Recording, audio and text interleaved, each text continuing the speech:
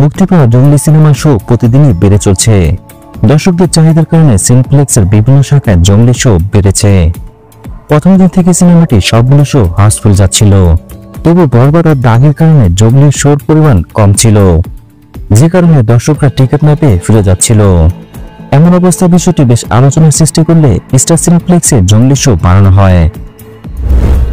জঙ্গলি সিনেমায় কাজ করতে কোনো পারিশ্রমিক নেননি নায়ক সিয়াম, বরং তার পারিশ্রমিক তিনি সিনেমায় ইনভেস্ট করেছেন। বিষয়টি সিয়াম নিজেই নিশ্চিত করেছেন, যার ফলাফল তিনি সিনেমা মুক্তির পর পাচ্ছেন। দর্শকরা সিনেমাটি দেখতে হুমড়ি খেয়ে পড়েছেন। এই সিনেমার মুক্তির দশম দিনেও সিনেপ্লেক্সে হাউসফুল যাচ্ছে জঙ্গলি শো।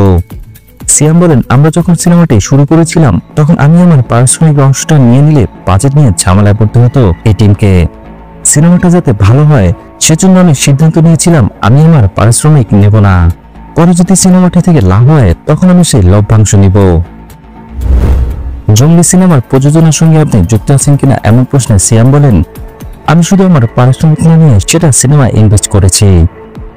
ইমরান পরিচালিত জঙ্গলি সিনেমায় সিয়াম আহমেদের সঙ্গে অভিনয় করেছেন বুবলি, দিঘি, দিলারা জামান, শহীদুজ্জামান সেলিম, রাশিদ মামুন, অপু।